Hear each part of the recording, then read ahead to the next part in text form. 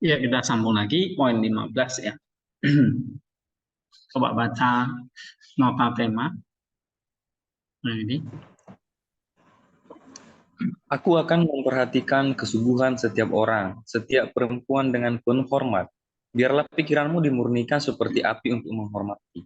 Biarlah jiwamu ditempa seperti logam, biarlah keras kepala ketidakpercayaan dipalu, biarlah sisi-sisi besi yang tidak berguna ditanggalkan, dan yang murni tetap ada. Biarlah kerat besi digosok, dan yang murni tetap ada.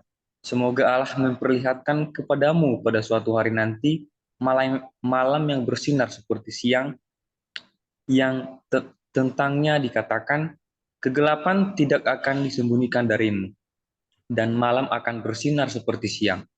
Maka semoga pintu surga dibukakan bagi setiap laki-laki dan perempuan di antara kamu. Maka kiranya kamu dapat menikmati air yang mengandung Kristus dalam keharumannya. Kemudian, semoga kamu menerima nama Kristus dan kuasa dari hal-hal yang ilahi. Bahkan sekarang, aku minta kepadamu, angkatlah mata pikiranmu. Bahkan sekarang, bayangkanlah paduan suara para malaikat dan Allah, Tuhan atas segala sesuatu.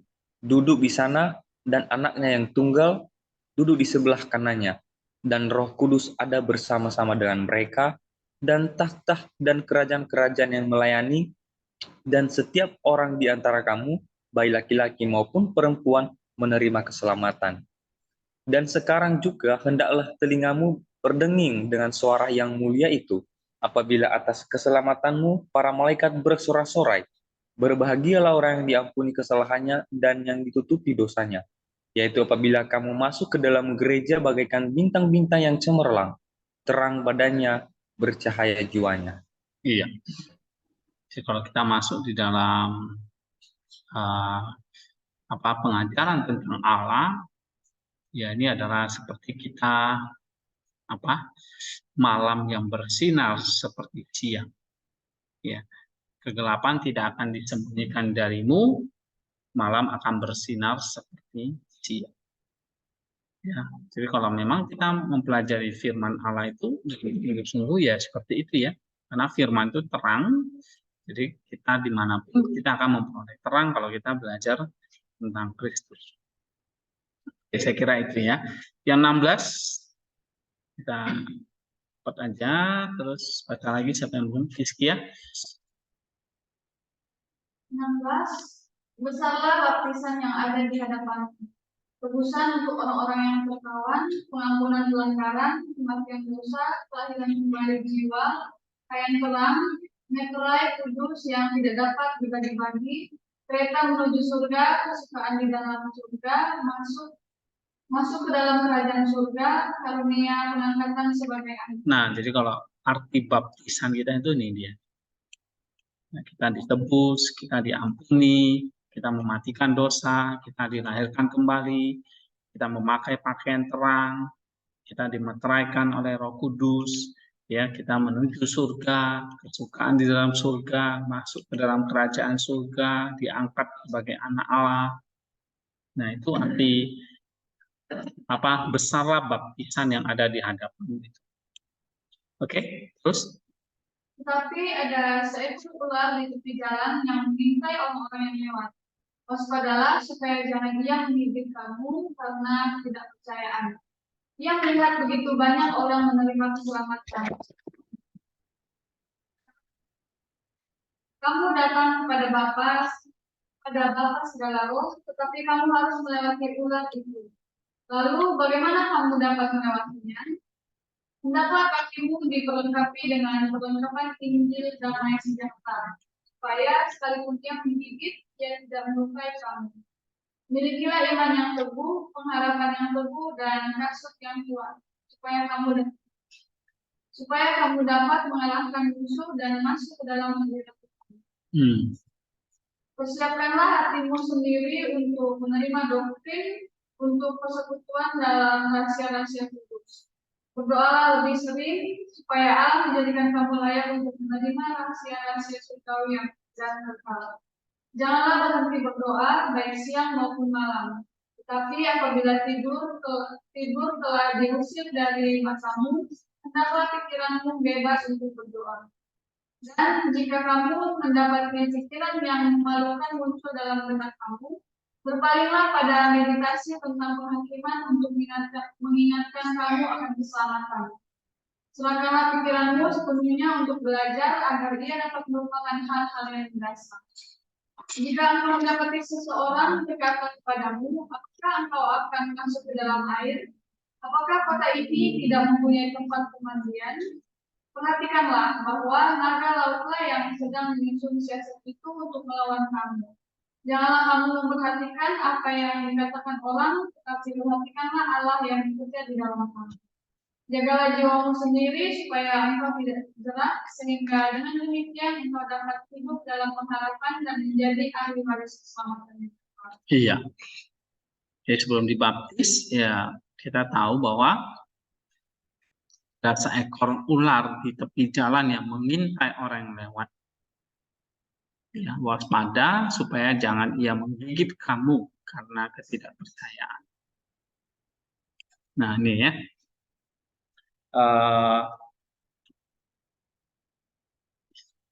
Walaupun ada kasih karunia Allah, tetapi selalu ada seekor ular yang mengintai kita.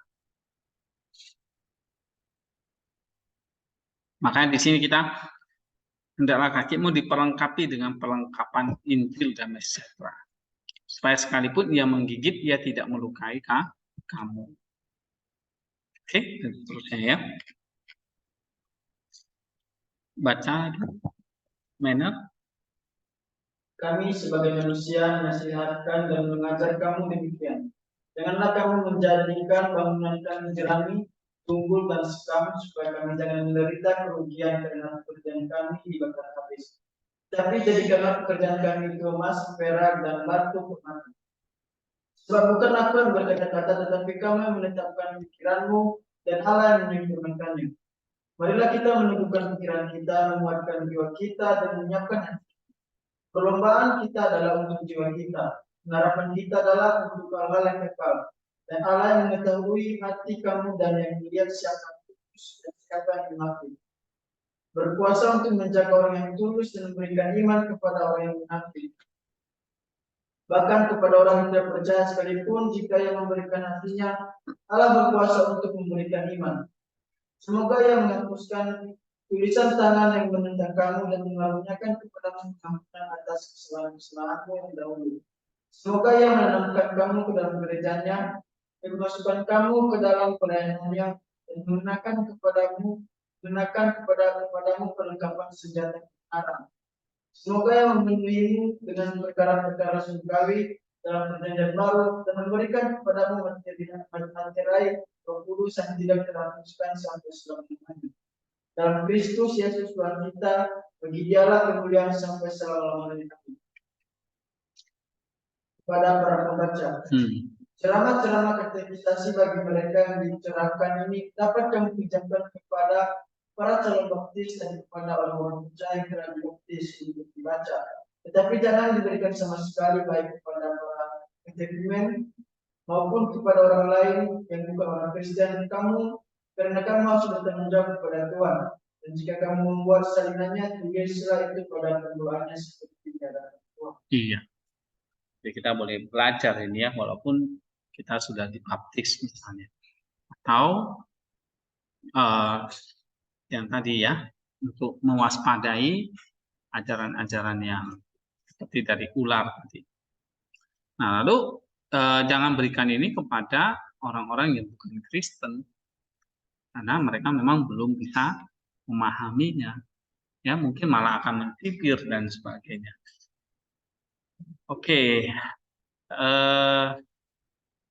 Jadi zaman dulu memang ajaran-ajaran seperti ini ya memang milik gereja, nggak disebarluaskan untuk orang di luar itu ya.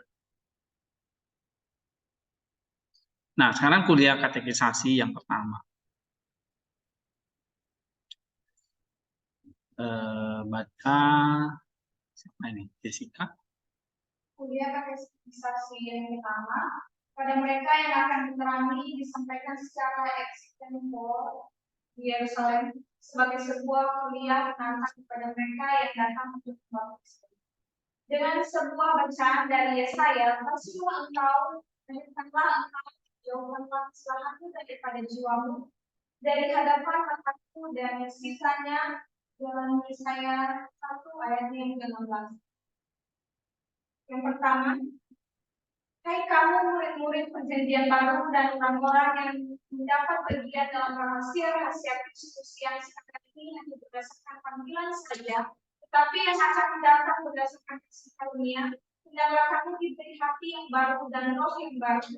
Dalam Yesaya 18 ayat 31, "Supaya kamu bersukacita di antara segala penghuni surga, sebab jikalau ada sukacita karena satu orang berdosa yang bertobat, sesuai dengan Injil Lukas 19 ayat yang ke-7, betapa lebih lagi jika ada banyak orang yang diselamatkan yang membuat penghuni surga bersukacita.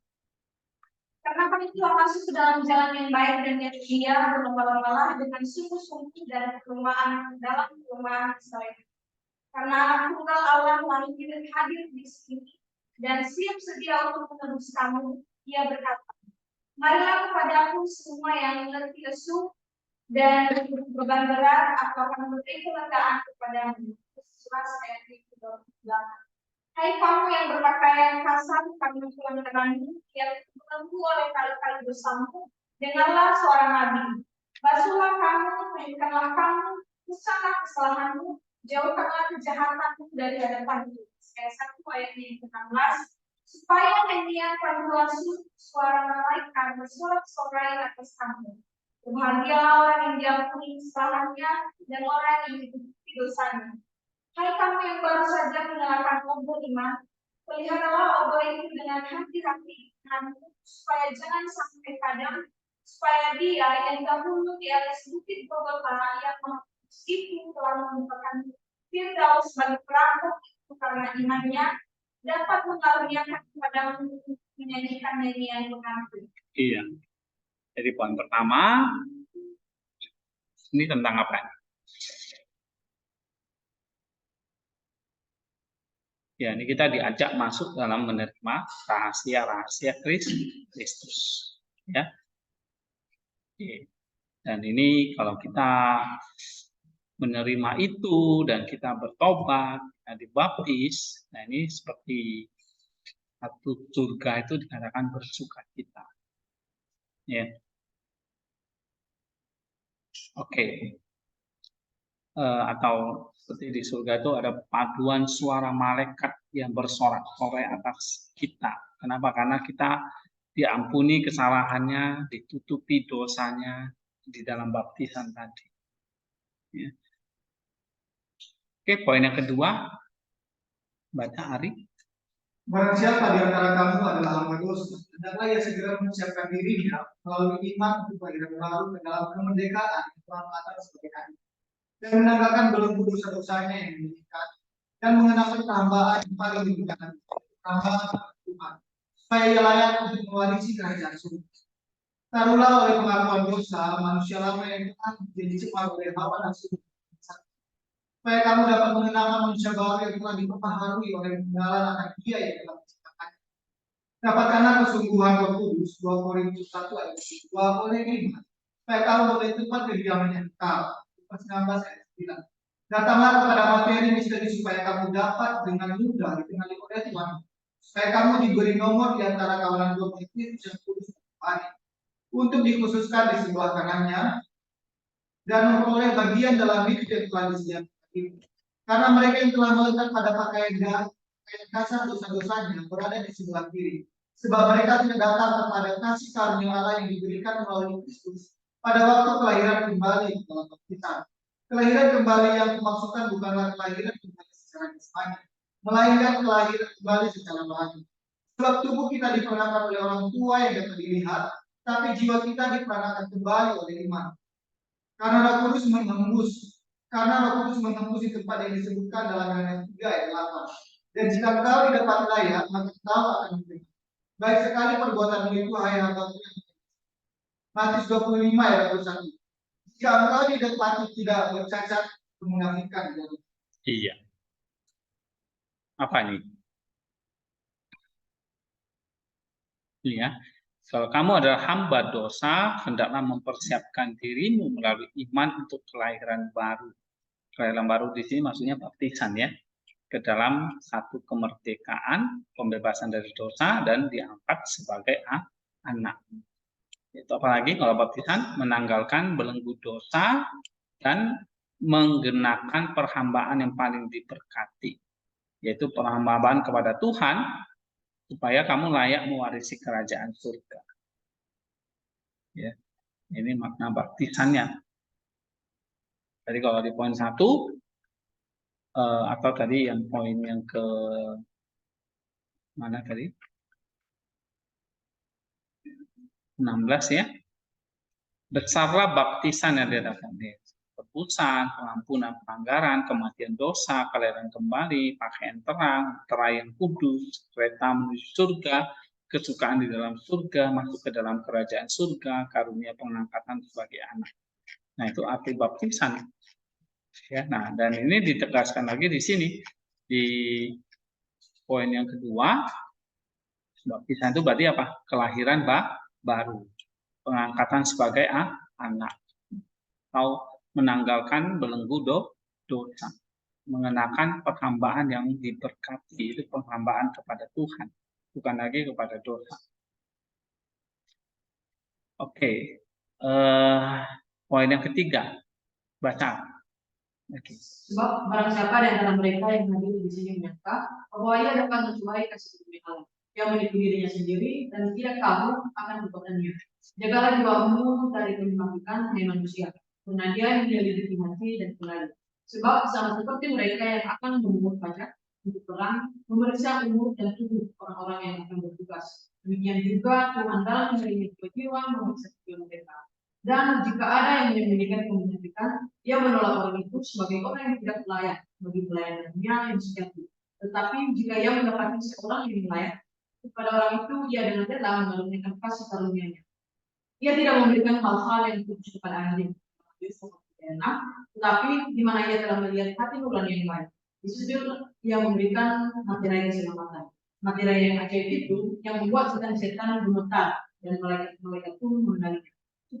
Supaya orang yang satu dapat dihalau dan yang lain dapat berjaga-jaga di sekelilingnya sebagai saudara.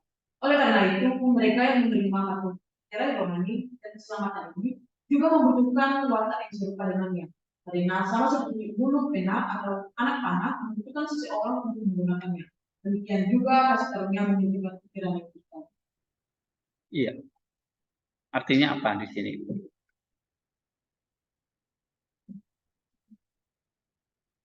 Kita jangan main dengan lisan kita, ya, atau mencobai kasih karunia Allah. Oke, jagalah jiwamu dari kemunafikan. Terus, apalagi kutipan yang baik. Karena dia menyelidiki hati dan kendali. Ya.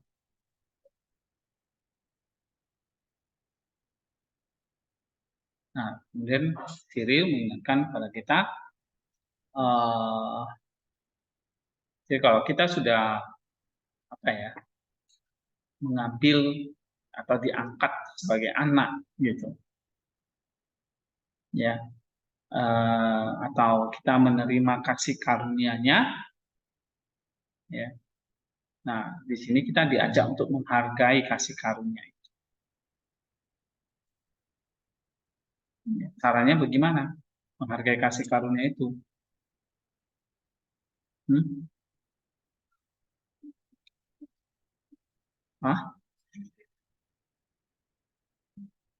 Kita harus didapati layak, gitu ya kan?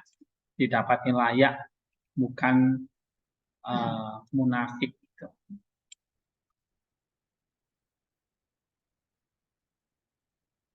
Poin yang keempat.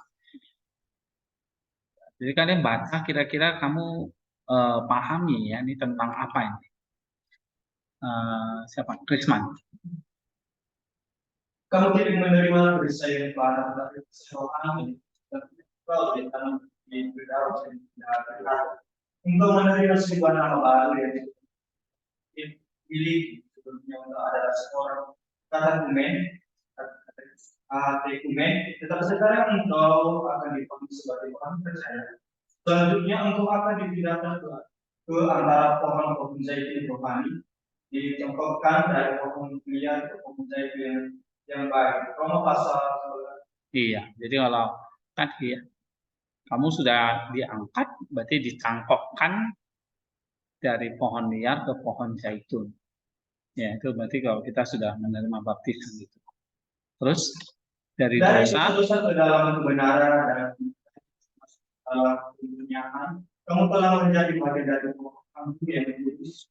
Jadi jika kamu tinggal pada pokok anggur, kamu berubah seperti ranting yang baik. Tetapi jika kamu tidak tinggal pada pokok anggur, kamu akan dibakar oleh api. Itu dia. Makanya jangan mempermainkan kasih karunia. Kasih karunia itu kembali akan jadi api yang membakar kamu.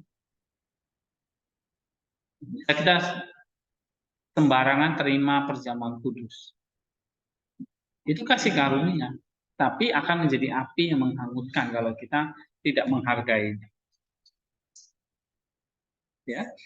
Terus karena itu marilah kita berbuat dengan layak dan sampai terjadi apa yang menimpa pohon ara yang mandul. Nah, terus supaya tidak datang keadaan kita karena kemandulan kita. Nah, ya, terus.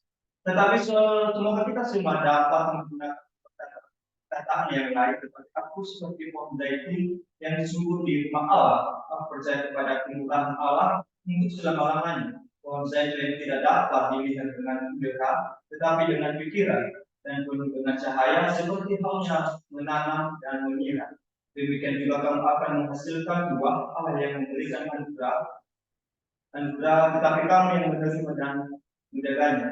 Janganlah meremehkan kasih karunia, karena kasih karunia itu diberikan secara cuma-cuma.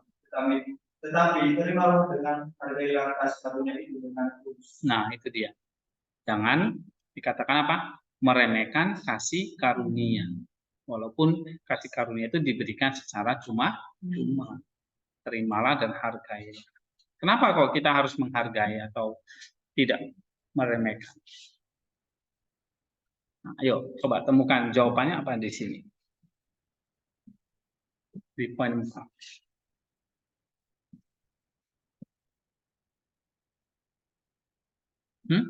Kalau kita meremehkan kasih karunia itu akibatnya apa?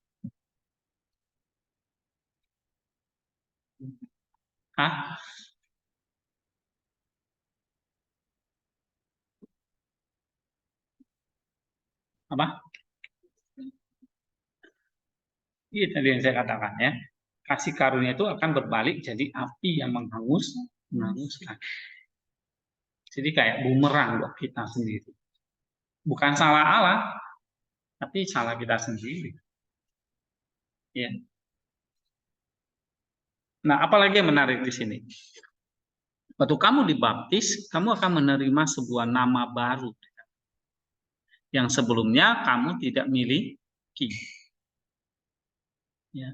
Karena kamu jadi lahir baru, diangkat jadi anak, ya, terus kamu diberi nama yang baru. Biasanya orang-orang yang dibaptis itu dia akan memakai nama-nama dari orang-orang kudus yang ada. Ya, nah kamu bisa, saya kepingin nama seperti Maximus, gitu. Maka kamu selanjutnya akan dipanggil dengan nama Maximus. Ya, nah, tentu ada alasan kita memilih nama itu. Mungkin kan selama ini kalian baca apa? Iya, saints ya. Nah, misalnya kamu ingin memilih nama siapa? Apa? Simeon, oke. Nah, nanti kamu dipanggil Simeon, bukan lagi Raymond. Ya. Kenapa kok kita dikasih nama yang baru di sini? Karena kamu dipindahkan, dicangkokkan dari pohon liar ke pohon zaitun yang baik. Kamu diangkat jadi anak, kamu lahir baru, menanggalkan tadi pakaian yang lama, memakai pakaian yang baru. Pakaian yang lama ya Raymond itu. Sekarang diganti pakaian bermerek Simeon. Gitu. Ya. Pakaian lamamu mereknya apa? Menang. Misalnya. Sekarang udah berganti, ganti merek apa? Levi's misalnya. Jadi kalau manner apa? Nama kalau dikasih nama baru kamu ambil nama apa?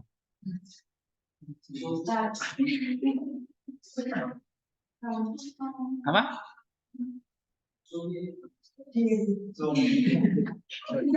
Ya dari misalnya dari cerita ini itu apa yang kamu kagumi?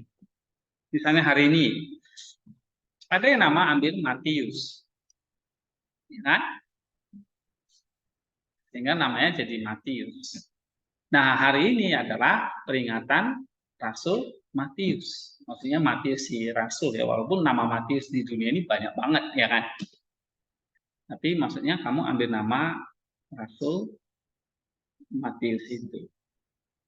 Nah, terus pas hari ini adalah peringatan hari apa? Hari peringatan Rasul Matius, maka ya hari ini kamu berulang tahun. Atau seringkali disebut sebagai Happy Names Day ya, maksudnya selamat hari nama istilah. Ya. Selamat hari nama. Nah, kalau Maximus itu hari tanggal berapa itu? 24 Januari. Itu Maximus ya kan. Kalau Matius hari ini 16 November. Terus ini Fitri apa nih? Kalau cewek ya pilih yang cewek, jangan pilih nama cowok. Misalnya kamu ambil nama Abraham pula, atau Ayub pula. Apa? Apolonia. Terus ceritanya gimana? Apa Fitri?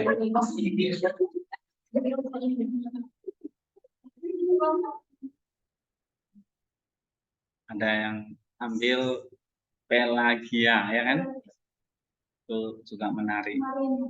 Marina atau Maria dari Mesir atau Sofia dari Alexandria.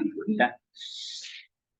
Oke, macam-macam. Nah, ini adalah nama baru yang kita kenal, ya. Terus apa lagi di sini? Kalau kamu adalah anggur tadi ya, tinggal dalam pokok anggur, tetapi kalau kamu mengabaikan itu, ya kamu akan dibakar oleh api. Ini dalam Yohanes pasal 15 kan? Sebab itu marilah kita berbuat dengan layak. Ya. Atau kita ingat tentang pohon ara yang tidak berbuah itu. Oke. Nah, sekarang poin 5. Siapa yang baca? Fitri. Poin 5. Saat ini adalah waktu untuk mengaku dosa. Akui apa yang telah kamu lakukan dari perkataan atau perbuatan. Pada waktu malam atau siang hari, akuilah pada waktu yang tepat dan pada hari keselamatan. 2 Korintus pasal 6 ayat 2, terimalah atas surgawi. Gunakanlah waktumu untuk mengikuti pengusiran setan, tekunlah dalam katekisasi, dan ingatlah apa yang harus dikatakan. Karena semuanya itu dikatakan bukan untuk didengar oleh telingamu saja, tapi supaya dengan iman kamu memeteraikannya dalam ingatanmu. Hapuskanlah dari pikiranmu segala sesuatu yang bersifat duniawi, karena kamu sedang berlomba untuk jiwamu. Kamu sama sekali meninggalkan perkara-perkara duniawi, kecillah perkara-perkara yang kamu tinggalkan, tetapi besarlah perkara-perkara yang dimuliakan Tuhan. Tinggalkanlah hal-hal yang ada sekarang dan taruhlah kepercayaan kamu pada hal-hal yang akan datang. Apakah kamu telah berlari sepanjang tahun dengan sia-sia tentang dunia ini, dan tidakkah kamu mempunyai waktu 40 hari untuk beribadah di jiwamu sendiri? Diamlah dan ketahuilah bahwa akulah Allah, demikian firman kitab suci. Janganlah kamu banyak bicara yang tidak berguna, janganlah memuji, dan janganlah memberi telinga kepada pemuji, tetapi berdirilah teguh dalam doa. Tunjukkanlah dalam latihan perkataan bahwa hatimu tergerak. Berikanlah bejana kamu supaya kamu dapat menerima kasih karunia dengan lebih berlimpah. Karena meskipun pengampunan dosa diberikan secara merata kepada semua orang, persekutuan Roh Kudus dianugerahkan secara proporsional sesuai dengan iman setiap orang. Jika kamu bekerja sedikit, kamu menerima sedikit, tetapi jika kamu bekerja banyak, kamu besar. Kamu berlari untuk dirimu sendiri, perhatikanlah kepentingan kamu sendiri. Iya. Oke, mana yang kamu bisa baca di sini? Apa kutipan menarik? Fitri.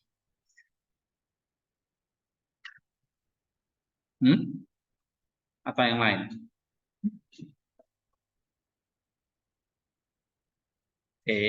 Maksudnya gimana? Janganlah kamu banyak bicara yang tidak berguna. Oke, janganlah menggunjing. Tahu menggunjing ya? Menggosip. Oke? Atau kamu memberi telinga kepada si penggosip. Tapi berdiri teguh dalam doa. Ya baik. Apalagi? Ini tentang apa ini sebetulnya? Pakailah waktu untuk mengaku dosa. Ya kan? Nah, ini di dalam baptisan itu. Terimalah harta surgawi. Ya. Gunakanlah waktumu untuk mengikuti pengusiran setan. Jadi sebelum dibaptis ada namanya proses pengusiran setan. Terus tekunlah dalam katekisasi, dalam belajar ya. Oke, hapuslah pikiranmu segala sesuatu yang bersifat duniawi. Kenapa? Karena kita sedang berlomba untuk jiwa. Ya. Apalagi? Ini banyak kan?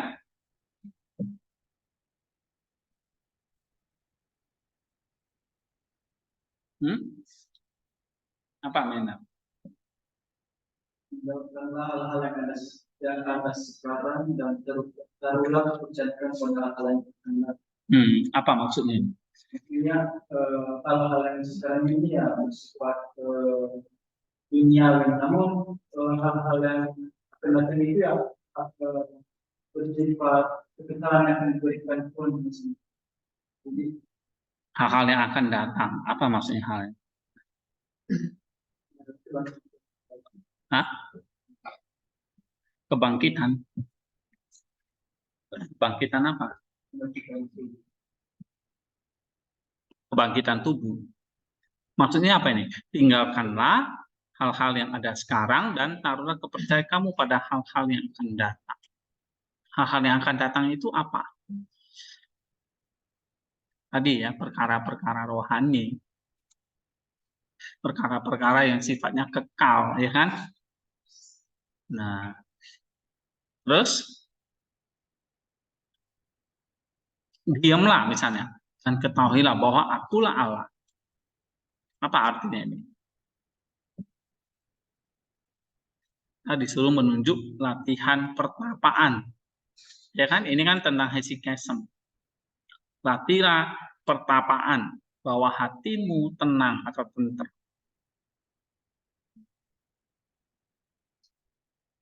Terus apa lagi?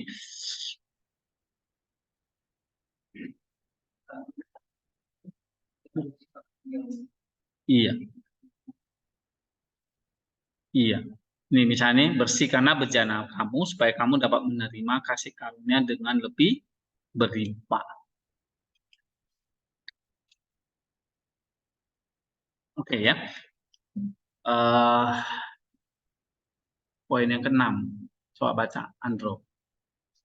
Jika kamu menyimpan suatu gambaran pada seseorang, alhamdulillah dia, karena kamu datang ke mari menerima pengampunan dosa. Dan kamu pun harus mengampuni orang yang bersalah. Nah, kenapa kita harus mengampuni orang bersalah? Jika tidak, dengan wajah yang bagaimana engkau akan berkata, alhamdulillah dosa-dosa yang banyak itu.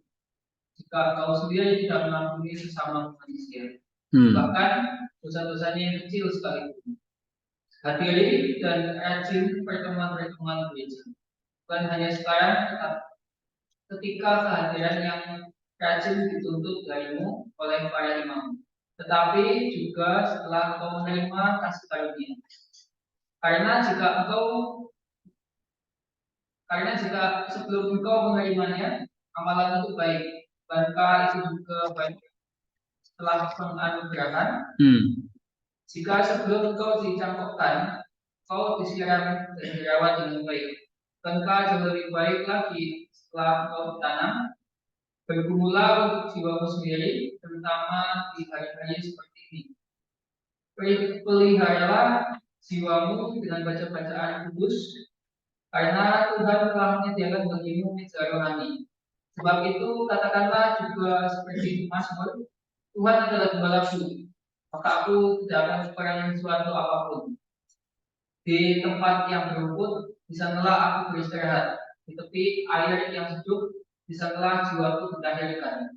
Supaya para malaikat turut bersukacita, dan supaya Kristus, imam besar yang agung itu, yang telah menerima tekadmu itu, membawa kamu sekalian kepada Bapa dan menyatakan, lihatlah, aku dan anak-anak yang telah dikaruniakan Allah kepadaku, semoga Ia memelihara kamu semua agar berkenan kepadanya.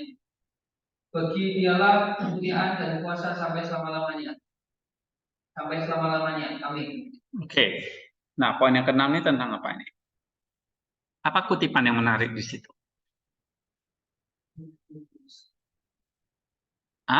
Pengampunan dosa. Oke, apa lagi?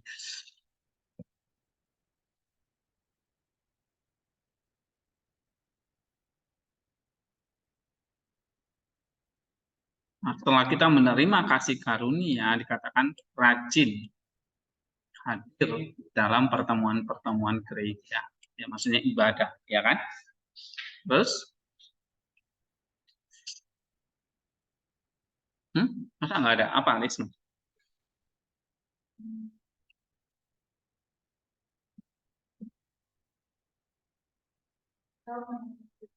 Ya, baca yang keras. Jika sebelum engkau disiram dan dirawat dengan baik. Maksudnya apa itu?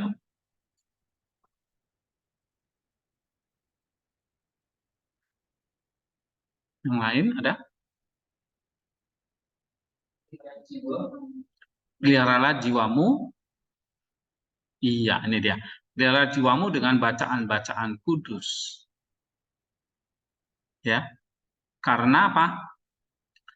Tuhan telah menyediakan bagimu meja rohani. Ya. Jadi setelah dibaptis atau menerima baptisan, akan menerima baptisan, ya wajib membaca, ya. Sebab Tuhan adalah gembalaku, takkan kekurangan aku, kan gitu ya. Jadi kalau kita baca itu kita akan selalu dipuaskan dengan segala pergumulan kita tentunya. Oke, ada lagi? Coba nih, Krisman. Jangan diam-diam aja. Kamu diam, saya jadi bingung. Gitu.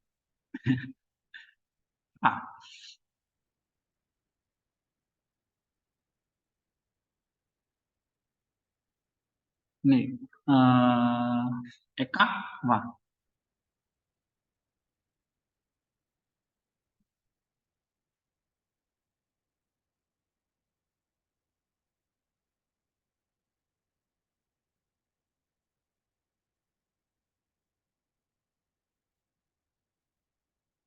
Ya kalau kalian pasif ya kelas ini akan boring ya kan. Tapi kalau kalian aktif, tanya, komen, kelas ini jadi akan menarik. Karena bahannya bagus banget, tapi kalau kalian pasif ya saya akan ngomong sendiri dari awal sampai akhir. Oke, kita lanjut ya. Kuliah katekisasi 2 tentang pertobatan dan pengampunan dosa dan tentang musuh. Coba baca Eka. Kuliah katekisasi 2 tentang pertobatan dan pengampunan dosa dan musuh. Yesaya 18:20-23. Kebenaran orang benar akan diberikan kepadanya, dan kejahatan yang fasik akan dilimpahkan kepadanya. Tapi jika orang fasik berbalik dari segala. Oke, jadi ini bahas tentang pertobatan ya dan pengampunan dosa. Terus Nomor 1, hal yang menakutkan ialah dosa, dan penyakit jiwa yang paling parah ialah pelanggaran yang secara diam-diam meremukkan urat-uratnya dan yang menjadi penyebab api yang kekal. Kejahatan yang dilakukan manusia dengan kehendaknya sendiri, karena kita berdosa atas kejahatan yang dilakukan manusia dengan kehendaknya sendiri. Karena kita berdosa atas kehendak bebas kita sendiri, Nabi berkata dengan jelas di tempat tertentu, tapi aku telah menanamkan kepadaku pokok anggur yang sungguh, yang sepenuhnya benar. Bagaimanakah engkau berbalik kepada kepahitan dan menjadi pokok anggur yang aneh? Yeremia 2:21. Penanamnya baik, tetapi buah yang dihasilkan dari kehendaknya jahat. Dan oleh karena itu penanamnya tidak bercacat, tetapi pohon anggur itu akan dibakar dengan api karena ia ditanam untuk kebaikan, tetapi menghasilkan buah yang jahat dari kehendaknya sendiri. Sebab Allah menurut khotbah telah menjadikan manusia jujur, tetapi mereka sendiri telah mencari berbagai-bagai tipu daya. Khotbah 7:9. Karena kita ini buatan Allah, kata Rasul, diciptakan Allah untuk melakukan pekerjaan baik yang dipersiapkan sebelumnya, supaya kita melakukannya dengan baik. Efesus 2:10. Demikianlah Sang Pencipta yang adalah baik menciptakan manusia untuk melakukan pekerjaan baik, tetapi manusia itu dari kehendaknya sendiri telah berubah menjadi jahat. Jadi dosa itu seperti yang telah kami katakan adalah suatu kejahatan yang menjadi jahat. Suatu kejahatan yang menakutkan, tetapi yang tidak dapat disembuhkan dan menakutkan bagi orang yang berpegang teguh kepadanya, tetapi mudah disembuhkan bagi orang yang oleh pertobatan meninggalkannya. Ibarat seorang yang memegang api di tangannya, semuanya memegang bara api yang sudah terbakar, tetapi jika dia membuang bara api itu, dia akan membuang api itu bersama dengan bara api itu. Tapi jika ada orang yang menyangka bahwa ia tidak dibakar ketika berbuat dosa, maka kepadanya kitab suci berkata, dapatkah orang menyimpan api di dalam dadanya dan tidak membakar kamu? Amsal 6:27. Sebab dosa membakar urat-urat jiwa dan meremukkan tulang-tulang rohani dan menggelapkan hati. Oke, jadi kalau saya tanya, apa penyakit bagi jiwa?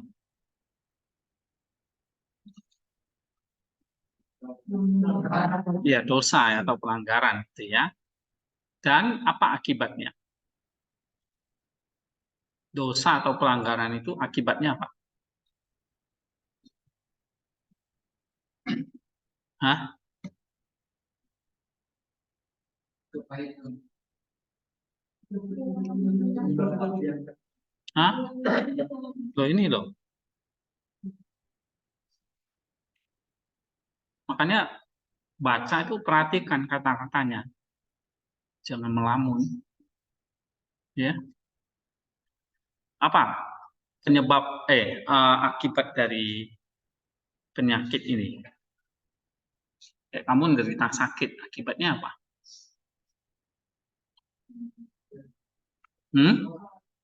Hah?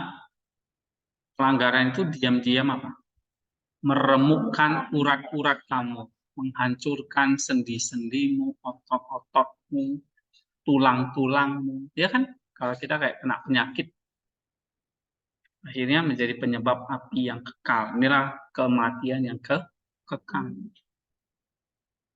Nah, jadi kita harus takut dengan dosa itu. Karena ada konsekuensinya. Ya. Lalu kita berdosa karena apa? Atau atas kehendak bebas kita sendiri. Ini dikatakan oleh siapa? Hah? Yeremia, ya kan? Coba baca. Apa kutipannya? Tetapi aku telah menanamkan kepadamu pokok anggur yang sedih, yang sepenuhnya benar. Bagaimanakah engkau berbalik kepada kebaikan dan menjadi? Iya, ya, karena kita sendiri yang salah berbalik menjadi pokok anggur yang aneh. Penanamannya baik, tanamnya baik, Tapi buah yang dihasilkan dari kehendak yang jahat itu akan menghasilkan apa? Buah yang jahat. Ya. Penanamannya tidak bercacat. Tetapi pohon anggur itu akan dibakar dengan api. Karena ia ditanam untuk kebaikan, tetapi justru menghasilkan buah yang jahat. Jadi kalau kamu sudah menerima baptisan kudus, kasih karunia itu, kalau kamu tidak pakai, itu akan jadi bumerang buat kita. Kamu akan dibakar dengan api, jadi kasih karunia itu berubah jadi api yang menghanguskan.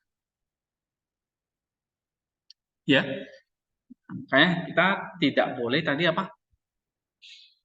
Meremehkan kasih karunia atau hidup ini ya. Tadi di mana itu? Hidup dengan sembarangan. Nih, coba baca nih. Janganlah meremehkan kasih karunia, karena kasih karunia itu diberikan cuma-cuma, tapi terimalah dan hargailah kasih karunia itu dengan tulus. Ya. Oke, apalagi? Nah, tadi Yeremia mengatakan, penanamannya baik, buah yang dihasilkan jadi jahat. Kenapa kok bisa buah yang dihasilkan itu jadi jahat? Ya, karena kehendak bebas kita. Ya kan? Nah, kemarin kita sudah bahas itu ya, tentang kehendak bebas di Damaskus. Terus, dikatakan di sini, Allah menciptakan segala sesuatu itu baik. Allah melakukan pekerjaan yang baik. Ya, tetapi oleh manusia itu menjadikan sesuatu yang melenceng. Nah, itulah dosa. Jadi pengertian dosa itu sebetulnya apa tuh? Hah? Iya, satu kejahatan yang melenceng dari tujuan ilahi. Nah, oleh karena itu, Yesus datang untuk mengembalikan tujuan itu. Apa tujuannya? Yaitu supaya lagi kita dipulihkan menjadi atau sesuai dengan apa yang Tuhan Allah ciptakan. Ya, Allah ciptakan kita adalah apa? Melakukan pekerjaan baik. Tetapi manusia itu dari kehendaknya sendiri telah berubah menjadi jahat. Ya, oke. Terakhir, misalnya saya tanya, dapatkah seseorang itu menyimpan dosanya?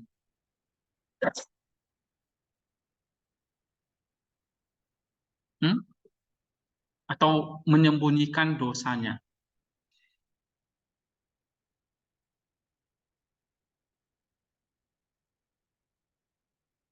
Nah, di sini dia kasih contoh ya. Seperti kamu memegang api di tanganmu, selama kamu pegang api itu, kamu akan apa? Terbakar. Jadi kalau kamu menyimpan dosa itu bisa kamu simpan, tapi kamu akan apa? Terbakar. Nah, misalnya dalam Amsal 6 ayat 27, coba baca. Dapatkah orang menyimpan api di dalam dadanya dan tidak membakar bajunya? Ya nggak bisa. Bajunya akan terbakar. Maka dosa itu juga membakar apa?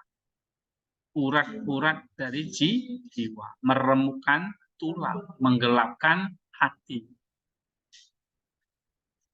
Oke? Nah, coba poin yang kedua. Baca siapa yang belum? Ini nota tema masih ada nggak? Nota tema baca. Tetapi beberapa orang akan berkata, apakah dosa itu? Apakah itu makhluk hidup? Apakah itu malaikat? Apakah itu setan? Apakah ini yang bekerja di dalam diri kita? Bukanlah musuh.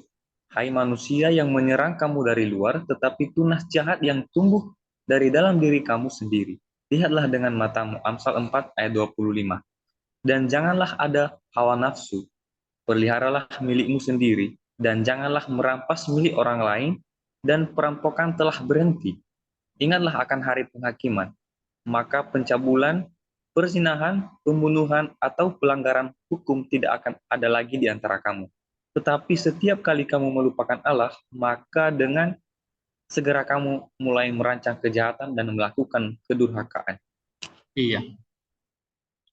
Apa dosa itu? Apa makhluk hidup? Apa malaikat? Apa itu setan? Apa yang bekerja di dalam diri kita? Nah, jawabannya apa? Apa yang bekerja di dalam diri kita? Siapa kita?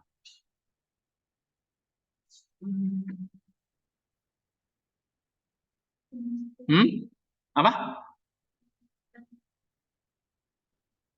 Tunas jahat yang tumbuh dari dalam diri kamu sendiri. Maksudnya apa itu? Bukanlah musuh yang menanam dosa itu.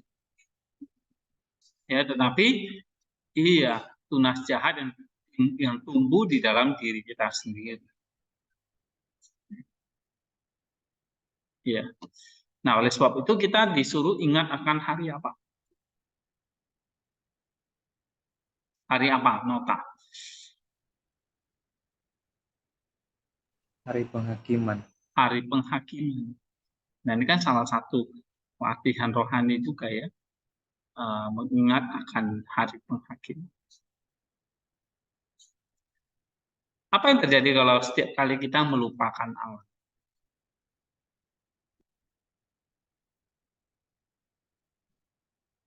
Ya, makanya itu timbul benih jahat, ya, tunas yang jahat.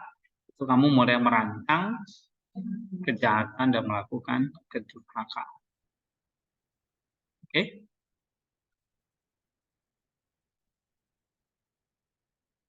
Coba baca lagi, Nota. Namun,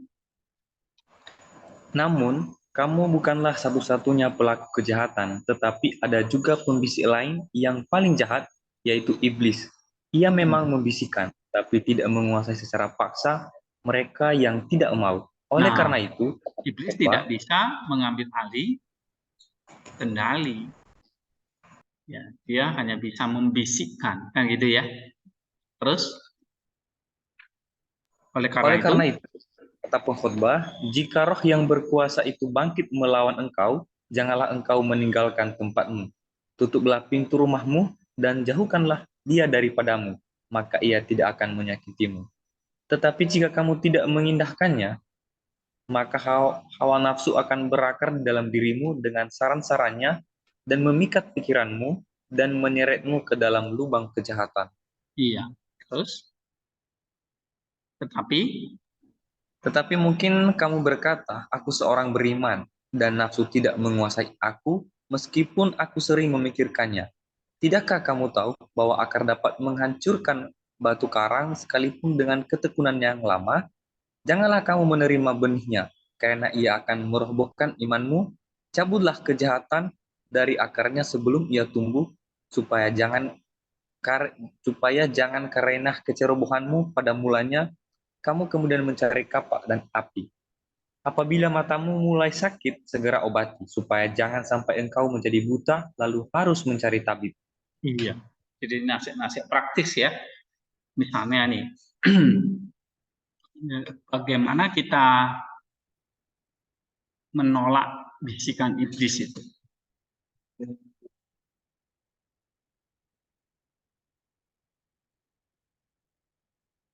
Nah, bagaimana kita bisa menolak pembisik yang jahat, yaitu iblis.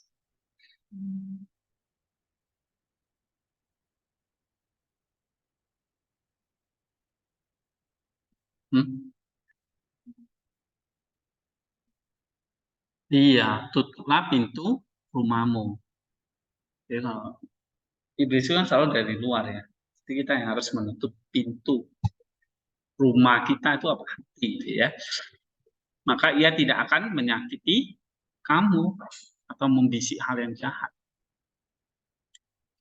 Kalau kita nggak tutup, apa yang terjadi? Iya, tunas yang jahat tadi akan berakar. Lalu memikat pikiranmu, ya kemarin kan kita belajar ada proses terjadinya dosa ya. ada godaan, ada coupling, ya kan, aksen, kemudian jadi dosa. Oke, satu lagi, coba baca ya.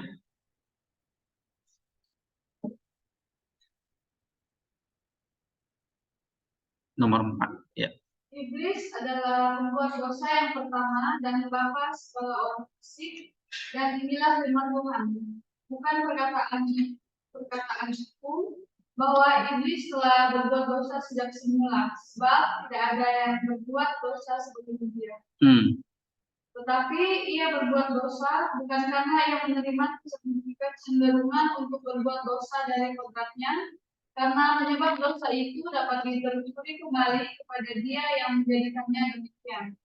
Tetapi karena ia diciptakan baik, ia dengan kehendaknya sendiri telah menjadi iblis dan menerima nama itu dari perbuatannya. Sebab menjadi malaikat agung, ia kemudian disebut iblis karena perbuatannya memfitnah. Menjadi hamba Allah yang baik, ia kemudian dinamai iblis, sebab iblis ditafsirkan sebagai musuh. Dan ini bukan ajaranku, tetapi ajaran Nabi Yeskiel yang diilhami. Ia meratapi dia dan berkata, engkau adalah meterai kesempaan dan mahkota keindahan, di dalam firdaus Allah engkau dilahirkan. Dan segera setelah itu engkau dilahirkan dengan tak bercacat pada hari kehidupan. Dan hari engkau diciptakan, sampai kesalahan-kesalahanmu ditemukan di dalam dirimu. Benarlah apa yang dikatakannya, ditemukan di dalam dirimu, karena semua itu tidak dibawa dari luar, tapi engkau sendiri yang melahirkan kejahatan itu. Penyebabnya juga langsung disebutkannya. Hatimu terangkat oleh karena kecantikanmu, karena banyaknya dosamu, sehingga engkau terluka. Dan aku telah mencampakkan engkau ke tanah. Sejalan dengan hal ini, Tuhan berkata lagi dalam Injil, aku melihat iblis bagaikan kilat yang jatuh dari langit, dalam Lukas pasal 10 ayat 18. Kamu melihat keselarasan perjanjian lama dengan perjanjian baru. Ya, yang mengusir iblis menarik banyak orang untuk pergi bersamanya. Iblislah yang menanamkan hawa nafsu ke dalam diri orang yang mendengarkannya. Daripadanya timbul percabulan, perzinahan, dan segala macam kejahatan. Melalui dia, nenek moyang kita Adam telah diusir karena ketidaktaatan dan menukar surga yang menghasilkan buah-buah yang menakutkan dengan tanah yang menghasilkan duri. Iya, jelas ya. Ini cerita tentang apa ini? Iblis sebagai pembuat dosa yang pertama. Nah, iblis itu sebetulnya apakah Allah yang menciptakan? Bukan. Karena kehendak dia yang melanggar perintah. Dia itu sebetulnya siapa itu? Dikatakan dalam Yeskiel itu adalah malaikat agung yang bernama Lucifer itu. Ya, akhirnya jatuh diberi nama iblis. Iblis itu bukan nama diri, tetapi sebutan yang kita disebut sebagai musuh, itu iblis. Ya, seperti dalam Matius dalam Lukas 10 itu iblis itu aku melihat iblis bagaikan kilat yang jatuh dari langit. Ya, jadi sepertiga malaikat-malaikat itu jatuh. Nah, kalau kita tahu dalam dunia malaikat itu ada 9 tingkatan, ya kan? Nah, malaikat agung itu lebih tinggi daripada malaikat. Dan jatuh itu adalah malaikat agungnya yang bernama Lucifer. Oke, nah lalu kalau iblis jatuh, maka dia akan menarik apa? Tujuannya apa? Menarik banyak orang untuk pergi bersamanya. Jadi dia akan tarik kita manusia. Dengan cara apa dia? Menanamkan hawa nafsu ke dalam diri orang yang mendengarnya. Nah, dari situlah dari dalam akan timbul pikiran jahat atau logismoi. Nah, dari situlah timbul segala macam, dari pikiran jahat itu timbullah segala macam hawa nafsu timbullah segala macam perbuatan jahat. Nah, jadi kamu perhatikan ya, apa yang ditulis ini semua doktrin ini yang kita mesti pelajari dengan baik-baik, dengan pelan, dengan hati-hati. Oke, ya, minggu depan kita akan sambung. Masih ada 100 lebih halaman. Nah, ya di kelas nggak akan selesai, ya kecuali kita dari pagi sampai malam, malam sampai pagi, itu baru selesai ya. Nah, oleh sebab itu, kalau kalian nggak mau baca di sini, ya baca atau mau di sini. Dari pagi sampai malam, malam sampai pagi. Ya. Kalau gitu, minggu depan masih ada pertemuan ya. Kita masih berapa pertemuan? Tinggal 1 ya? 1 atau 2? 1 ya, oke. Minggu depan terakhir kita akan selesaikan. Tetapi bahan ini tentu baik ya buat kalian pelajari. Kalau bisa ya kalian fotokopi, jadi bisa dicoret-coret gitu. Atau kalau enggak ya kamu bisa baca di PDF ya. Jadi pelan-pelan bacanya, karena ya tadi ada banyak perkataan-perkataan dia yang dalam gitu. Ya. Misalnya tadi siapa yang bahas tentang hawa nafsu. Nah kan bisa dikutip ini tentang hawa nafsu. Yang bahas tentang dosa atau kejatuhan siapa? Nah ini kan bisa dikutip juga. Ya pasti bahas di sini. Oke, nanti bahas lagi tentang Allah ya, ada juga. Ya, tapi ya gitu, pelan-pelan bacanya supaya kita lebih kutipan-kutipan atau poin-poin pentingnya. Ya, sampai di sini kita berdoa ya, supaya kita satu hati kita berdoa untuk apa yang kita pelajari. Minta siapa ya? Mau tema berdoa buat kita. Ya, mari kita berdoa. Anugerah-Mu dan kasih-Mu yang selalu baru dalam setiap kehidupan kami Tuhan.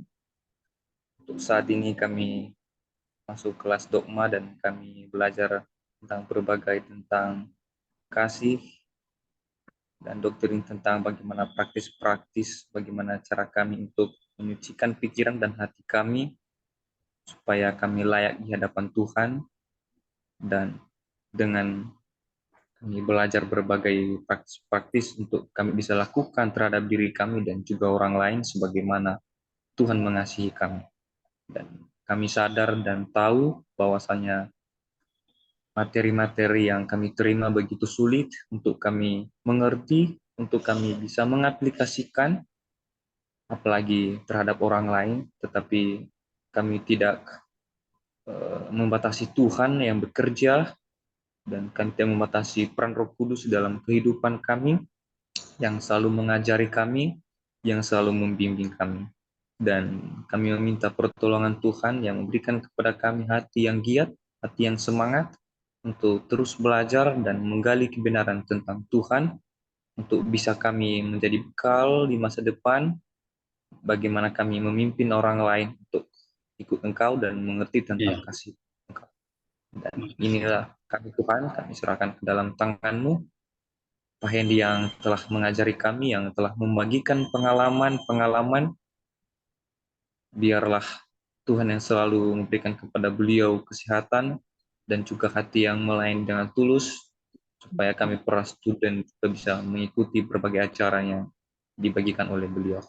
Inilah kami semua Tuhan, aktivitas berikutnya kami serahkan ke dalam tangan-Mu, biarlah menjadi kemuliaan nama-Mu di dalam kerajaan surga.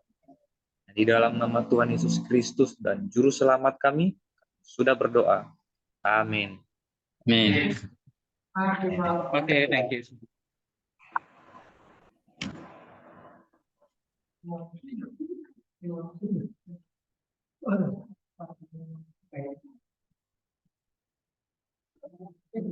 Thank you Nota, sampai ketemu ya.